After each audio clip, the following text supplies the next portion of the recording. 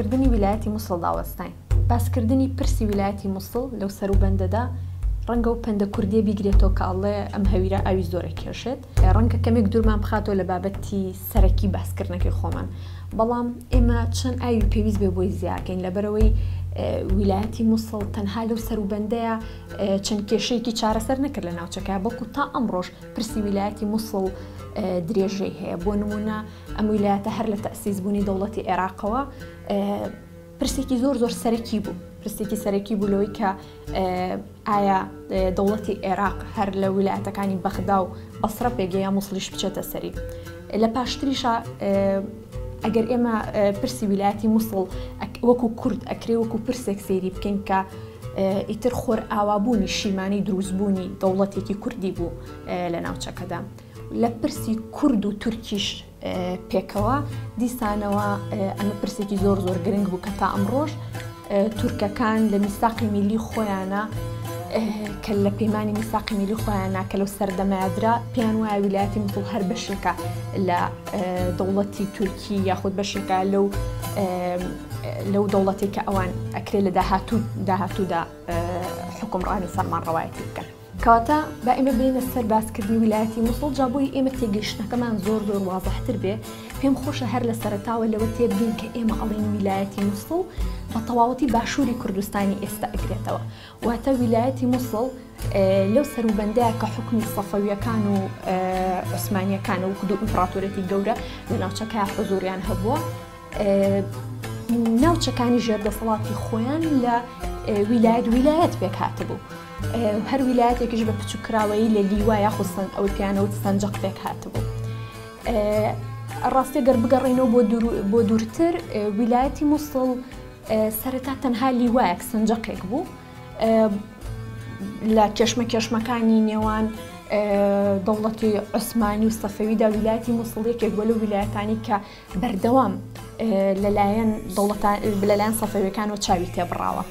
ئەکرێ هەر ڕاستی بژڵێن ویلایەتی مووسڵ لە سەردەمێکە ئێرانەوەی کە وڵاتی قاجاریەکان چاویان تێبڕیوە، لە سەردەمێکە ئینگلیز و فەڕەنسیەکان و لە سەردەمێکی ئیتر عەرەب خۆی ئەوەی کە دوای ئەچێتە ژێر فەرمانڕەوایی شانشینی عێراقیەوە. جا من پێم خۆشە بگەڕێمەوە بۆ ئەو مێژووە باسی ئەو کێشمە بکەم کە لە نێوان ئەو ململانی دوور و درێژە چەندین ساڵەی کە لە نێوان عوسمانی و سەفەویەکانە هەبوو لەسەر ئەم ویلایەتە. لە دەوروبەری 1501 و ئەوانەیە سەفەویەکان ویلایەتی مووسڵ داگیرەکات.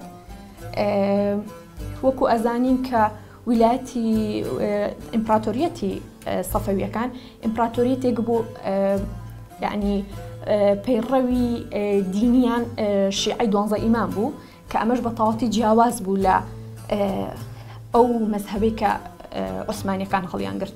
بۆیە کوردەکان زیاتر لەگەڵ دەوڵەتی عوسمانیا بوون، واتە زیاتر وەلایان بۆ دەوڵەتی عوسمانی هەبوو لەبەر ئەوەی دژی شیعەگەرایی بوون لە ناوچەکە. بۆیە کوردەکان یارمەتیدەرێکی زۆر گەورەی دەوڵەتی عوسمانی بوون کە یعنی لە بەرەنگاربوونەوەی سەفەویەکانە کە بگەڕێتەوە سەر حکمی عوسمانیەکان. بۆیە هەر لە 1516 ئەو دەوروبەرەیە ویلایەتی مووسڵ کە ئەو کاتە تەنها لیوایەک بووە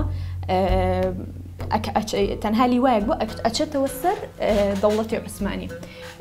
چەند جارێک هەوڵی داگیرکاریە درێ لەلایەن سەفەویەکانەوە، بەڵام بۆ ماوەی چەند نزیکی 200 ساڵێک لەژێر حکمی عوسمانیەکان ئابێت.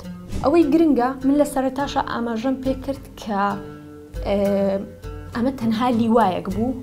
لیوای مووسڵیش لە ناوچەکانی وەکو مووسڵ و زاخۆ و دهۆک و ئامێدی و شەنگال و ئەو ناوچانە پێک هاتبوو کە لە دەوروبەری ساڵانی 1879 گۆڕانکاری لە ئیدارەی دەوڵەتی عوسمانیان ڕوئات. ئەو کاتەوە کەوتە مووسڵ تەنها لیوایەکە.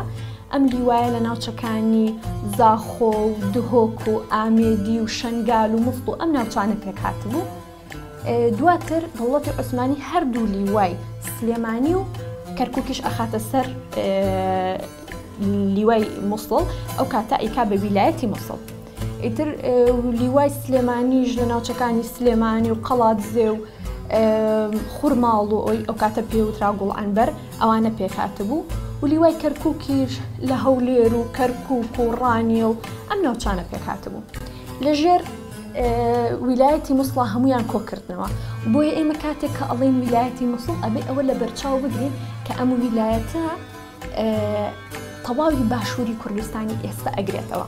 واتە کێشەی ویلایەتی مووسڵ کێشەی ئێمەشە کە کێشەی کووردە، دواتر چەند پەیماننامەیەکە ئەو معاهدانی کە لە دوای جەنگی یەکەمی جیهانیەوە دروستە بن بە تەواوەتی لەسەر دیاریکردنی سنوورەکانی کوردستانە.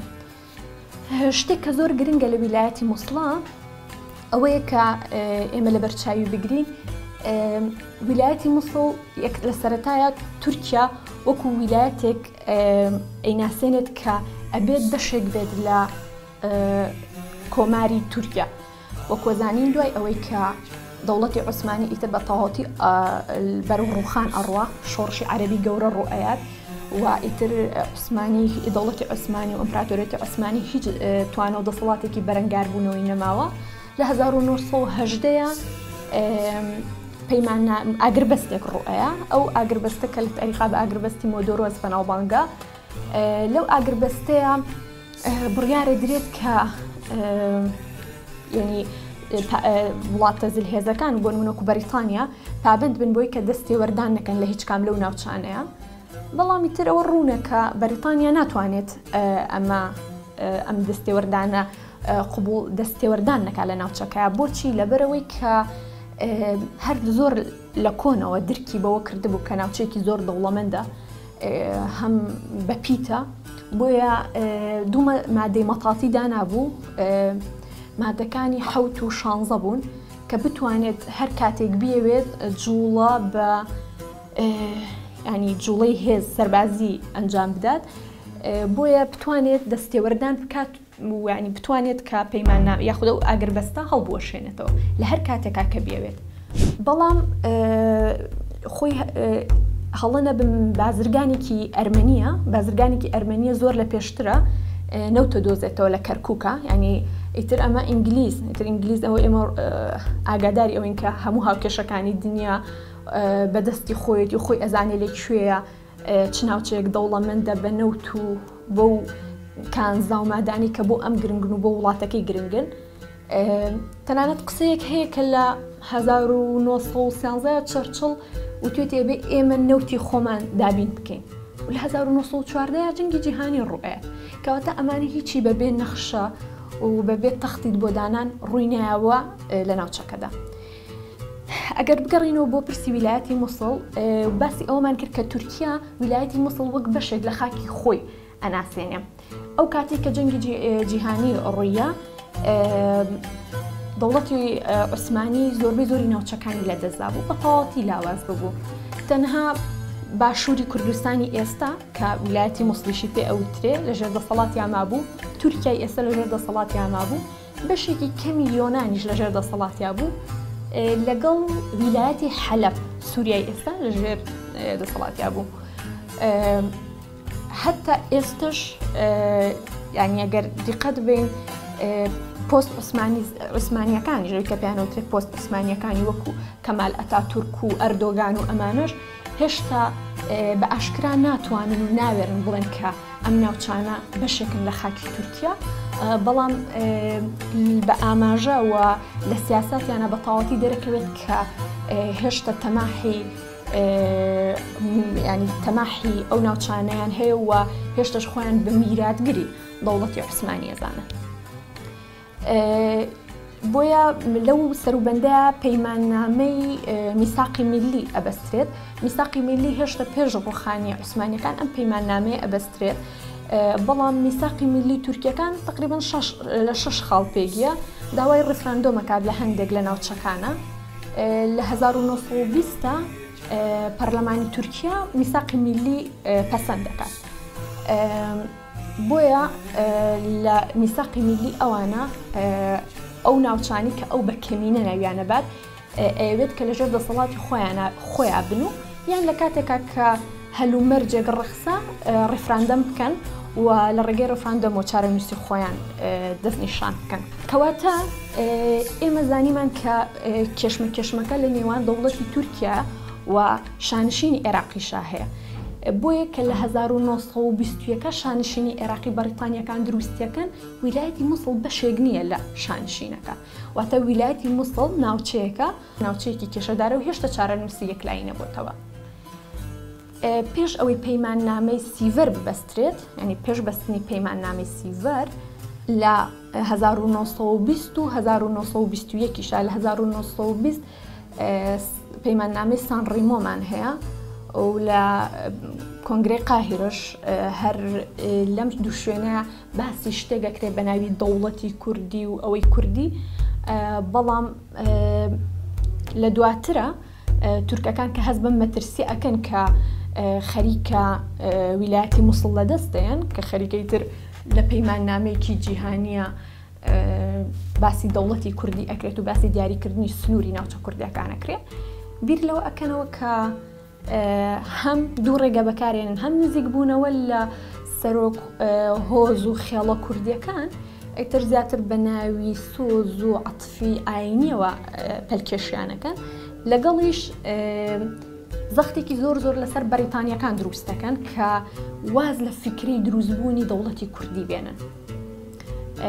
هەرچەند ئەتاتورک خۆی کە ئەو کاتە بڵێن ڕیادی ئەو شۆڕشەیە کە لە تورکیا دروستە بێ و دوای کۆماریەتی تورکی لە 1923 دروستەکەن بەڵێنی ئەوە ئەدا کە زامنی پاراستنی مافی کللتوری و زمانی کوردەکان بکە بەڵام هەر زۆر لەم پەیماننامەی پاشگەزە بێتەوە لە کاتێکە زۆربەی زۆری هۆزە کوردەکان لەگەڵ ینی شۆڕشەکەی ئەتاتورکا بن و وەکوتن بە دافع و مۆتیڤی ئاینی پیان وایە کە ئەمان نزیکن لە تورکەکان. ئیدیەوەی گرنگە کە لێرە باسی بکەین پەیماننامەی سیڤەرە کە لە پەیماننامەی سیڤەرە ئەوەی کە پێ پرسی ویلایەتی مووسڵ یاخود دیاریکردنی سنووری باشووری کوردستان و باکووری ینی پەیماننامەی سیڤەر زۆر بە پەیماننامەیەکی گرنگ بوو بۆ کورد بەڵام بۆ تورکەکان وانە بوو تورکەکان بە پەیماننامەیەکیان نزانی دژ بە میساقی میلی خۆیان دژ بەو میساقی کە دایان نابوو بۆ دایان نابوو کاتیە دەوڵەتی تورک لە پاشماوی عوسمانیەکانە ئەو چەند دەوڵەتی کە ماوە وەری بگرنەوە بۆیە پەیماننامەی سیڤەر کە لە 1920دا پەیماننامەکە دەرچوو بۆ کورد پەیماننامەیەکی گرنگ بوو بەڵام تورکەکان بەمەوە نەوەستان بێگومان هەروەک وەزانین کە مستەفا کەمال ئەتاتورک ناسیۆنالیستێکی زۆر توندڕە و پەڕگیر بوو کە ڕێگەی بەوەنە ئەیە هیچ کیانێکی سربەخۆ لە ژێرناوی دەوڵەتێکی کوردی هەبێت بۆ مەبەستەش زۆر وەکوتمان زەختی لە بەریتانیەکان کرد هەوڵی هاوسۆزبوونی لە هۆز و عەشیرەتە کوردیەکانە ئەدا ئیتر مۆتیڤە گرنگترین مۆتیڤی مستەفا کەمال ئەتاتورکیش مۆتیڤی ئاینی بوو. لەم سەروبەندە شتێک کە زۆر گرنگە باس بکرێت ئەوە بوو کە پەیماننامەی لۆزان هاتە ئاراوە پەیماننامەی لۆزان بە تەواوەتی ناشتن و لە گۆڕانی پەیماننامەی سیڤەر بوو لە لۆزانە بەریتانیەکان بڕیاریان نا کە ئەوەی کە پێوترێ ویلایەتی مووسڵ بدرێت بە بخرێتە سەر شانشینی عێراقی وەکو سێم ویلایەتی شانشینی عێراقی ناوزەند بکرێت. تورکەکان چۆن ڕازی بوون بەمە؟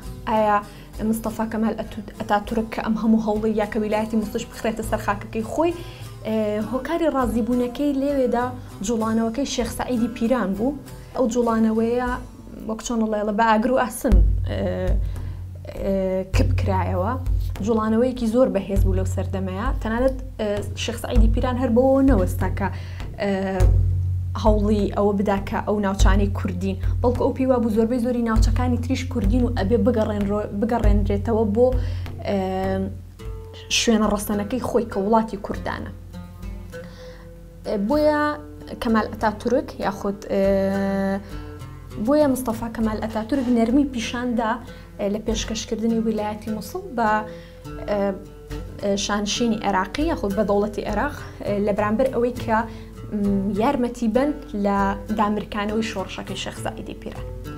هەرچەندە بێ شتێک ڕاستە شۆڕشەکە دامرکایەوە بەڵام خەڵێکی زۆر ئیجابی هەبوو لەم جوڵانەوەی شێخە ئەویش ئەوە بوو کە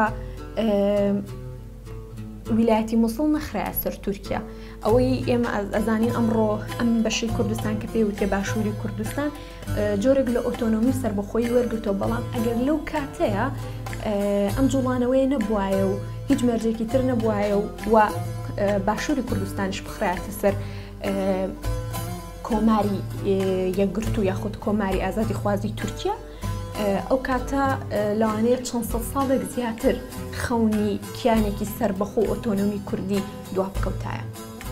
بەم جۆرە پەیماننامەی لۆزان ئەو پەیماننامەیە بوو کە ئیتر تایە ویلایەتەکە بە تەواوەتی خرایە سەر شانشینی عێراق و وەکو ئەوەی ئیتر باشووری کوردستانیش بە تەواوەتی لەو کاتەوە تاکو ئێستا بەشێکە لە وڵاتی یاخود دەوڵەتی عێراق. کەواتە بە نەتیجە لە 1920 دەوڵەتی عێراق تەسیسە بێت و تەسیسبوونی دەوڵەتی عێراق لەژێر ئینتیدابی بەریتانیەکانایە.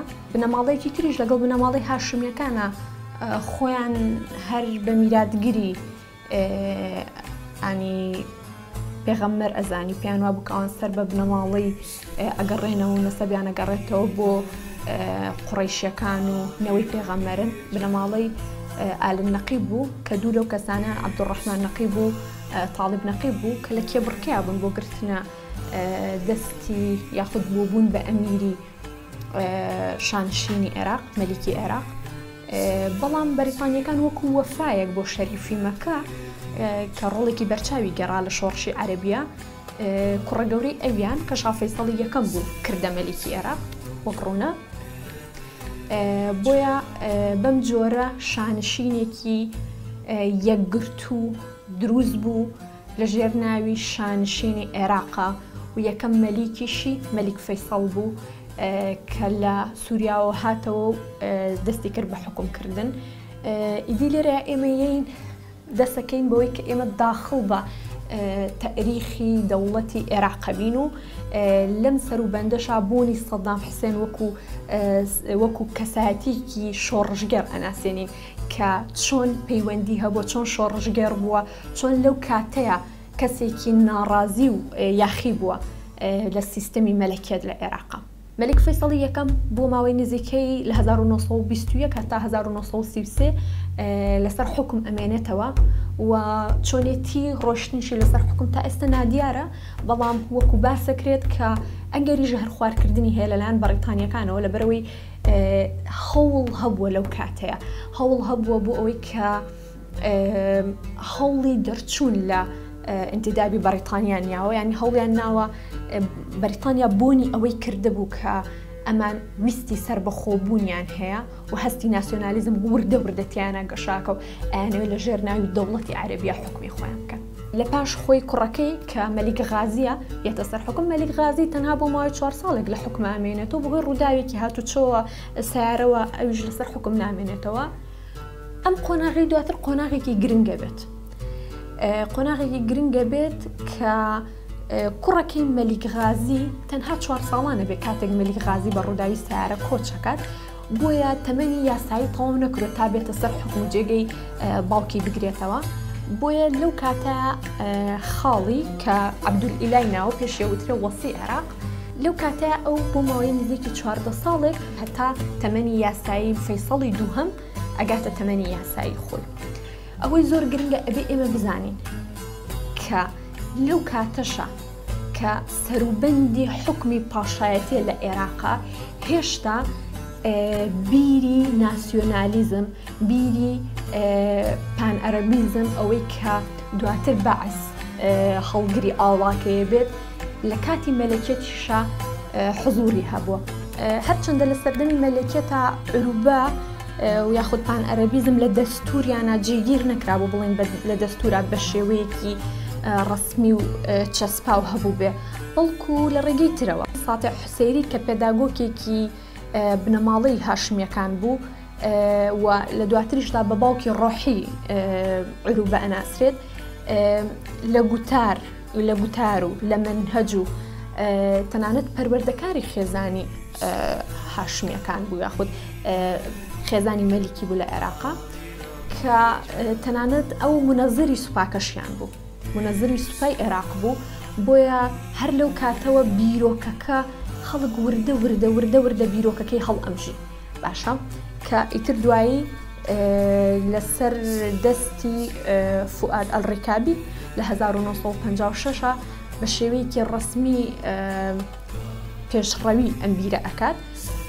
هەتا سەدام حوسێن لە 1956 ئەبێ بە ئەندامی حیزبەکەی یعنی ئێمە ڕەنگە تەریخی سەدام لەو شوێنەوە نەناسین کە لە سەردەمی مەلەکیەتەوە سەدام چالاکی هەبووە سەدام بەهۆی ئەوەی کە لە بەهۆی خاڵیەوە کە عەدنان خەیڕوڵڵا بووە زۆر بیری عروبە و زۆر بیری ناسیۆنالیزم تایە گەشە ئەکات کە تەنانەت ئەبێت بە ئەندامی ئەو حیزبە بۆیە لەو کاتەیە ئیدی ئەم فکرە زۆر بڵاوە بێتەوە خۆیان بەدامەزراوەی ئەکەن تەنانەت کۆمەڵێک یاخی بوو هەوڵی دروستکردنی گروپ و شانی جیاوازیان لە عێراقا تا لە ساڵی 1950دا لە 14 تەموزی 1950دا شۆڕشێک ڕوئە بە سەرکردایەتی عەبدولکەریم قاسم و ئەم شۆڕشە بە تەواوەتی دەسەڵاتی پاشایەتی لە عێراق ئاخرا